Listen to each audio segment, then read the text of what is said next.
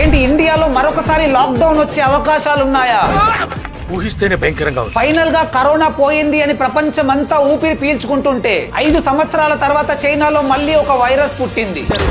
దీని పేరు HMPV అంటే హ్యూమన్ మెటా న్యూమో వైరస్. చైనాలో ఇప్పుడు ఈ వైరస్ చాలా వేగంగా స్ప్రెడ్ అవుతుంది. దీని లక్షణాలు చాలా వరకు కరోనా వైరస్ ను పోలి ఉన్నప్పటికీ ఒక సీజనల్ ఫ్లూ అన్నట్టుగానే చెబుతున్నారు. కానీ ఇప్పుడు అక్కడి హాస్పిటల్స్ పరిస్థితి చూస్తుంటే ఈ వైరస్ ప్రభావం అక్కడ ఏ రేంజ్ లో ఉందో మనకు క్లియర్ గా తెలుస్తుంది. నెక్స్ట్ ఫ్యూ వీక్స్ లో ఈ వైరస్ ఇండియాకు కూడా స్ప్రెడ్ అయ్యే అవకాశాలు ఉన్నట్టు చెబుతున్నారు. ఈ వైరస్ సిమ్టమ్స్ వచ్చేసి fever, running nose and cough. ముఖ్యంగా 5 ఏళ్లలోపు పిల్లల పైన మరియు ఏజ్డ్ పీపుల్ పై ఎక్కువగా ప్రభావం చూపుతుంది. వైరస్ సోకిన వారు దగ్గినప్పుడు, తుమ్మినప్పుడు లేదా ఆల్రెడీ వైరస్ తో కంటామినేట్ అయిన సర్ఫేస్ ని టచ్ చేసినప్పుడు ఒకరి నుంచి మరొకరికి స్ప్రెడ్ అవుతుంది. ఈ వైరస్ కి ఇప్పటి వరకు ఎలాంటి స్పెసిఫిక్ క్యూర్ కానీ లేదా వ్యాక్సిన్ కానీ లేవు. ఈ వీడియోని వెంటనే మీ ఫ్రెండ్స్ అండ్ ఫ్యామిలీ అందరితో ఖచ్చితంగా షేర్ చేయండి. వాళ్ళను కూడా జాగ్రత్తగా ఉండమని చెప్పండి.